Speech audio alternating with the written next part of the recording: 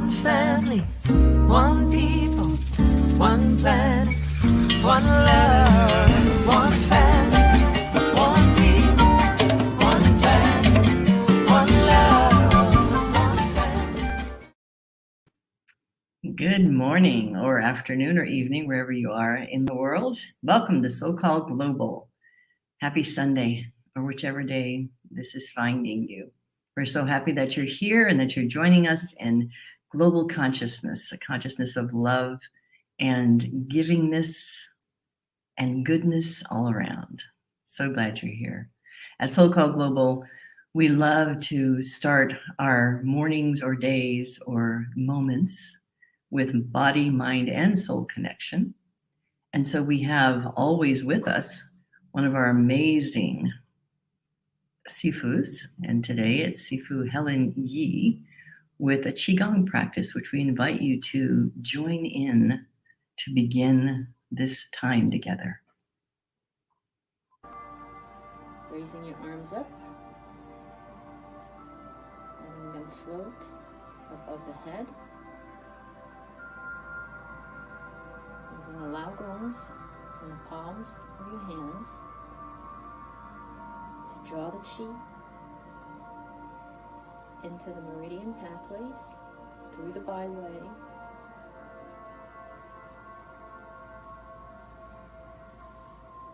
Continue to deepen your breath, expanding the lungs in all the quadrants, filling up with air and beautiful qi energy, interlacing the fingers above the head, turning the palms towards sky, rotating the left elbow first and the right, allowing your whole torso to relax and move with the motion. Doing it again. Left, then right circular motion. Now stretching the arms way above the head and looking down, stretching the cervical vertebrae and relaxing the arms. Do another rotation of the elbow, left, then right. And now, as you're sitting in a chair or stool, stretching the arms upwards to sky, the tailbone to earth, stretching the thoracic vertebrae, and relaxing. Rotate again, left, then right, keeping the palms pointed to sky. Again, stretching the thoracic vertebrae and the arms, straightening the legs. From here, circulating the elbows. And now, bending the cervical, thoracic, and the sacrum. And now, straightening the knees, coming down with the arms straight, palms facing earth, pressing into the earth, left part of the foot, then over to the right side of the foot, on the right side. Go ahead and unlock the fingers, extracting the qi into a ball. And now pivoting with the left foot, bringing the left palm, making a good eye connection with the left lao gong as the right palm is facing the lower dantian. Looking forward, and now guiding the qi into the left side of the body through the byway into the meridian channel, central channel of the body. Placing the qi into the body, guiding it in, nourishing the eyes, the mouth, the throat, the muscles, tendons, ligaments, and joints, the heart and the lungs. Feeling the qi coming in, pushing out any stagnation or blockages. Coming into the stomach, the liver, the gallbladder, the kidneys, into the lower abdomen. And now placing that left palm facing the lower dantian, pivoting your left foot, bringing the right palm up to eye level, getting that good connection with the eyes, with the lao gong, looking forward, and now guiding the chi onto the right side of the body through the central meridian pathway and nourishing the blood, the lymph, the muscles, the bone marrow, deepening the chi into the cells, filling them with wellness and vitality, bringing calmness, and being assured that your well-being of health is at its most optimal state. Wonderful. I was feeling that optimal state. Thank you, Sifu Helen Yi. We appreciate so much about what we are given in this life and this human experience. And today I'm so deeply grateful for the sense of smell, the olfactory sense. Natalia and I were just speaking about it before we got started. And I love essential oils and the smell of essential oils, so I use them all the time on my body and in water. And today I decided to use tangerine in my water. So I'm having tangerine in my water. And I also was sort of infused with these prayers for each of the oils that I love to use. And this one is tangerine that was written through me. I'll share it with you today as I drink my tangerine, and you can imagine the smell of tangerine. I feel a weight lifting. I feel my wings spreading wide, and I am free to take flight. As I soar higher and higher, I feel more and more lightness of being. This lightness is trust, faith, and abiding in love. Love captures me and holds me to itself, and it is an embrace that infuses me and lets me become one with it. And together, as one, love and I lift. Love and I lift. So imagine that this beautiful scent that we get, this beautiful ability to smell, can bring back memories, can give us comfort, and we can even feel fulfilled by some of the things that our olfactory memory has. So let's give great gratitude for that today.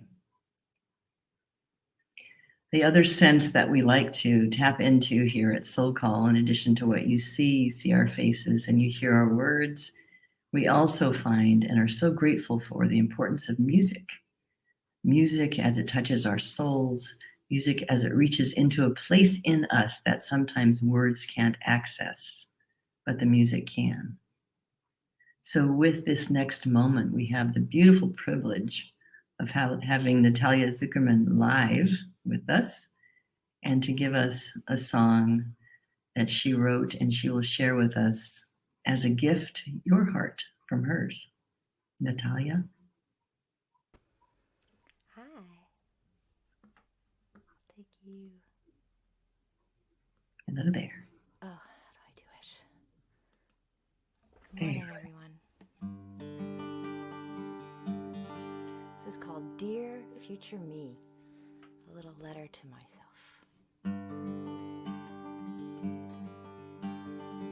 Dear future me, are you unlike me tonight? A portable paradise, white sand, green hill, unflesh, are you made of now?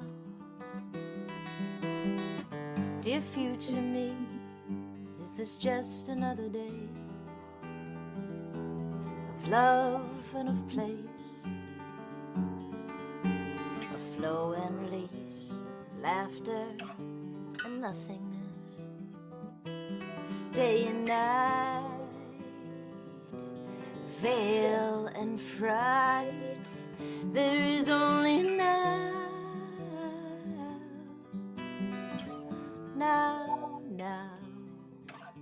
little one. Dear future me, have you finally found the time? Found what's always been mine? What I deeply know and know nothing of. Dear future me, do you study and bake bread? Does it quiet your head? The grift or the gift, they are collected day and night, veil and fright. There is only now,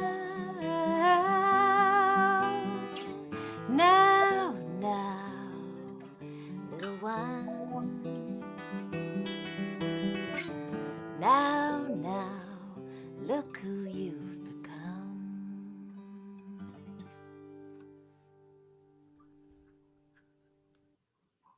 Beautiful. Thank you so much.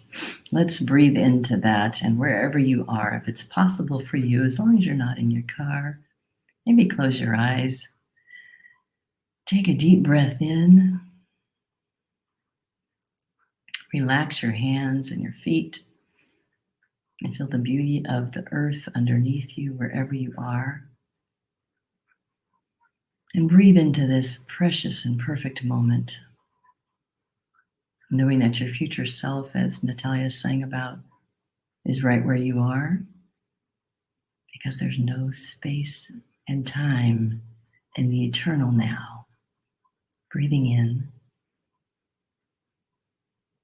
and breathing out. Knowing that you are one with everything at once, and we can celebrate our connection with everyone and everything from the inside out. On the inside, we can feel our connection. Breathing in and breathing out. Take one more deep connected breath, breathing in at the top and breathing out, releasing any tension, anything that can be put aside for now as we spend this time together in gratitude and in openness to a new now. And so it is. Welcome, friends. Welcome again to SoulCall Global. I am sitting in Italia, in a little town called Umbertide, as I was last month.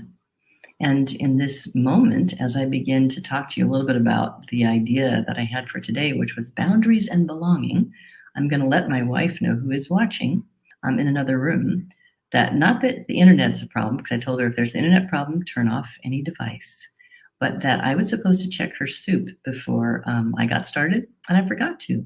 And I hear it bubbling, and it might actually be cooking a little too fast. So if you notice someone walking behind me to go over to turn down the stove, that's what's happening there. This is life. This is life in the age of doing virtual speaking, because we're not in a place where we're separate from our homes. We're right where we live and right where we are, as each of you probably are. So that's the kind of thing that can happen. And there she goes to turn down the soup, which we wouldn't want to waste all that wonderful chopping and effort, right? She's making a little pasta fagioli, and it's with the beans and all the vegetables and all the good stuff. So you can smell that too, that olfactory sense, right? Okay. So one of the things that I'm really fascinated by here in Italy is, yes, Lisa's on saying, yes, life is like a bowl of soup. Delicious. It is, absolutely. All the wonderful ingredients. One of the things I'm really intrigued by here in Italy is the idea of boundaries.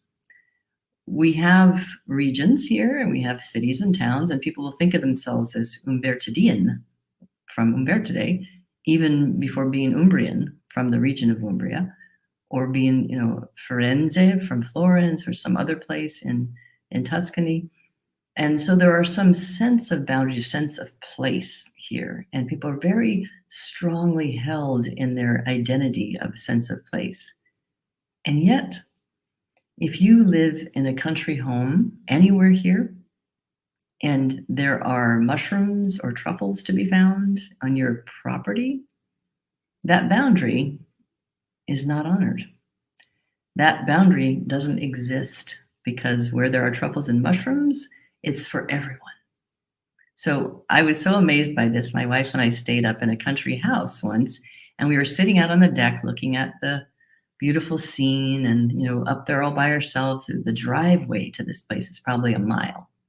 But yet we heard some sounds, and we looked to our left, and here comes 6, 7 people trooping out of the forest behind us, walking right across the driveway with baskets full of fungi, mushrooms. And I thought, wow, where'd they come from? Can they do that? Just walk across your property? Absolutely. Because when it came to the bounty of nature, the boundary didn't exist. It was for everyone. It made me think about this idea of boundaries. We have so many different kinds of boundaries. We have boundaries within our states and our cities and our neighborhoods, and there's the left side and the right side of the street, and there's the, this side of the tracks, that side of the tracks. There's the north and south, and then there's conflict all over the world over place, right? Northern this and southern that. Even if the people look the same and speak the same language, there can still be that division, that boundary put in place. But is the boundary real? Is the boundary real, or is the boundary something we construct? I think of this globe, it's such a beautiful round thing. I remember the astronaut who first got that first photo, and really it changed him so much that he founded Noetic Sciences, this idea of spirituality and science coming together. Because when he saw the earth from the perspective of the unity of it, the wholeness of it, he couldn't any longer believe in the idea of this country, that country, these people, those people. It was one planet. That's what we sing at the end of every one of the SoulCall Globals. One planet, one people. Yes, unity. So this idea of boundaries is a construct. And while they can be useful for us sometimes, they can also get in our way.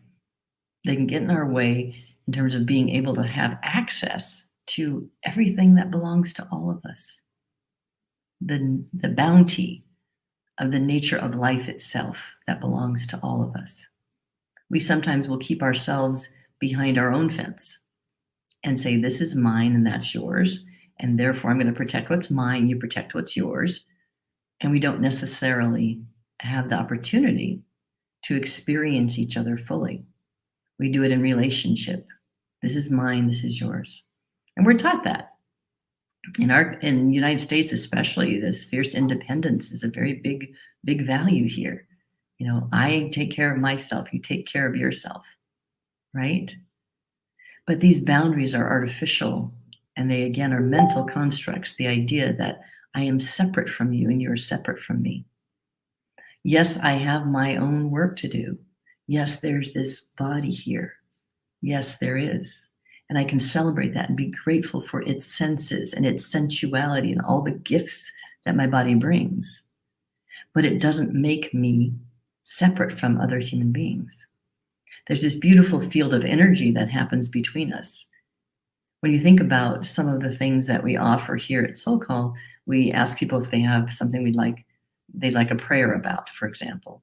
But we also have Reiki healers who will send healing energy in your direction from wherever they are in the world. How could this be? How could the science that we've learned about that some kind of energy field can be affected by another, then nowhere near each other, can be across the planet, but they know it's so because there's no separation. There's no real boundary. So healers can actually affect the energy field of someone who's thousands of miles away but this close in spirit, all together. I celebrate the idea that there are different entities and different individuals and people I can get to know who are configured differently than me, and that there are cultures like I am living in right now that are different than the culture that I live in other times. I can celebrate that differentiation, but the differentiation is not separation. It's simply a different expression of the same thing. What if we treated the world this way? What if we treated each other this way? You are just a differentiation of the same thing as I am, no matter who you are, no matter where you are. I once came up with sort of my philosophy when I was founding an organization and founding some websites, those kind of things. And websites have come and gone, organizations have come and gone, and some of the things I do have come and gone. But the word stayed with me. We're all made of the same stuff. We share the same planet. What each of us thinks, says, and does matters to the whole. We're all made of the same stuff. We share the same planet. What each of us thinks, says, and does matters to the whole. There is no boundary that's real between you and me. There's no boundary between countries that's real. When you think about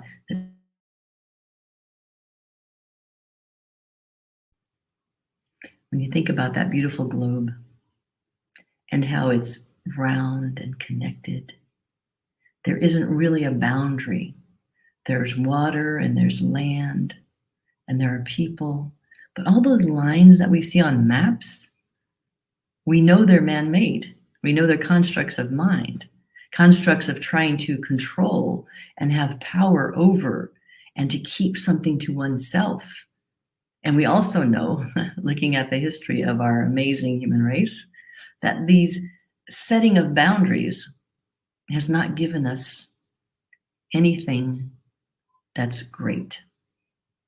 The greatness has come when we have eliminated boundaries, when we have come to the aid of others, when we have allowed for something to flourish. Like in the United States, we have national parks, probably the best thing we ever did, this space that belongs to everyone. When we open borders, when we allow people to come, when we come and visit in other places, when we cross over. Attraversiamo, let's cross over. Yes. So this idea of boundaries is something that we can know has some use for us, but really belonging is the greater, higher idea. When we lift ourselves above the everyday details and we see that round planet, then we see that we belong connected together. There's a beautiful analogy that is used in many native peoples, and I don't know the ascription to this and which people it actually came from because it's been repeated so much. But it's the story of the eagle and the snake, and a mighty, mighty, mighty snake. On the ground, the snake is very powerful, and the eagle could lose a battle with this mighty snake on the ground. But the eagle, in its wisdom, takes the snake and lifts it up into the air high above, where they become less separate and more equal, and there's a possibility for the eagle and the snake to not be enemy. Now, in some parts of the story, the eagle can drop it, and that poor snake is gone. And other parts of the story, they fly off together and become something else altogether and transform.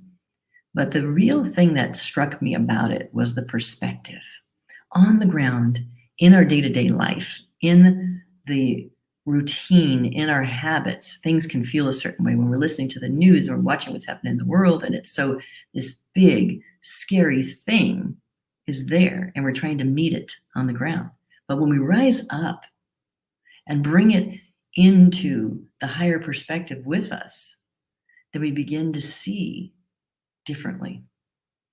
We begin to see the connection of all things. We don't see things as opposing, as enemy, as friend, as black, as white, as mine, not mine. We're not as binary. We begin to see the whole. So we can allow for there to be some boundaries in our life that are useful and helpful, but remember that they're arbitrary and they're made up. And at the end of the day, they are not real, but our unity is real. I celebrate the unity of us, the fact that my heart and yours are ultimately and truly and really one. They are one in this beautiful atmosphere of love. Let that be your way. Namaste. And thank you. Let's listen to Seeker 7. Love makes us equal.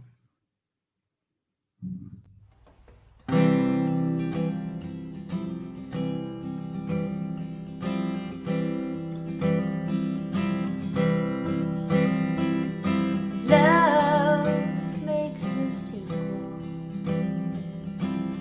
This time we showed up as people. When you think you're at the end of being teachable, love gives you more. Practice everything you're able. Connect to a part of you that's faithful. Make room for those not like you at your table. Call it angels, call the moon dust. The only thing between us.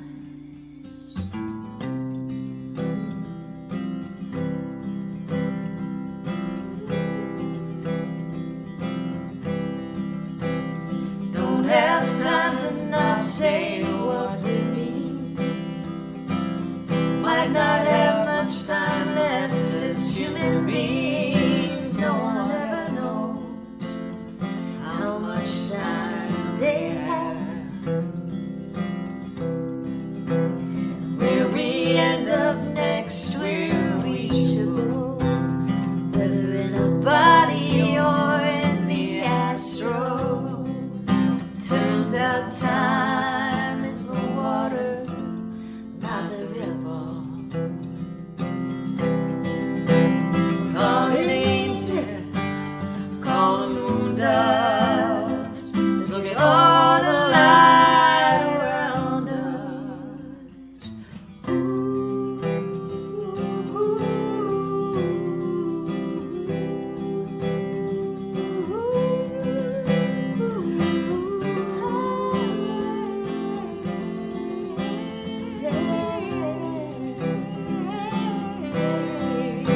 Call it angels, call the moon dust. The only thing between us. Love makes us equal. Love makes us equal. Love makes us equal.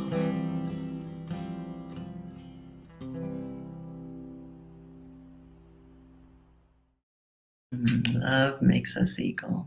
Oh, yes, it does. Thank you so much, Lisa and Natalia, for that amazing and beautiful song and for this wonderful time together. Always fills me up, and I hope that everyone out there is also filled up. And thank you for all of your great comments about the music and the words and the movement and the song. All for you, all for us together, since there's only really, truly one of us here. We celebrate that. And at SoulCall Global, it's an ongoing gift for you. There are so many things that are happening, coming up. I mean, we have, let me see the connection between these things, but there's poetry, there's spaghetti, there's classes. So we have a wonderful class that's already started, actually, which is a class on poetry. You don't have to be a poet. And that class has already started, but you can join in each week with Kara Armstrong. I've heard wonderful things about this. This coming Tuesday will be the next one, Generative Poetry, Playing with Words. Sounds amazing. And I wasn't kidding about the spaghetti dinner. I actually did see that there was an announcement. There is a spaghetti dinner, which I'm going to have in honor of the spaghetti dinner. I'll have it here in Italy, but you'll be having it with SoulCall and Unity of Columbus. They're in Columbus, Ohio. You need to reserve your meal. So please be sure to go on the website and follow the links and reserve your meal for the spaghetti dinner. That'll be wonderful. And there are more classes coming up. I know that I have a class starting in November that is Writing as a Path to Awakening, which is the book by Albert de Silver. And we work with prompts, and very surprising and wonderful things come through for folks. So it's really about being witnessed and really excavating your own inner well and seeing what you find in the depths of you. And it's just a beautiful time together. It starts November 17th. And every Sunday we're here. Every Wednesday we're here with Wake Up with the Conscience Cafe. More surprises continue to be in store. And we will keep you informed about what new and wonderful is happening here at SoulCall Global. Do check out our website, and do feel free to give us a gift now or anytime that you feel compelled and moved, because no gift is too large or too small. But we appreciate your donations. They allow us to continue on and continue improving our delivery and our process and the ways that we can reach more and more folks. So please share us and share with us, because you are so important and you're making it possible for all that we do to happen. And we appreciate every single one of you. So no matter where you are, what you're doing, who you're with, whether it's with the trees or with another human being, just know right here and right now, you are loved.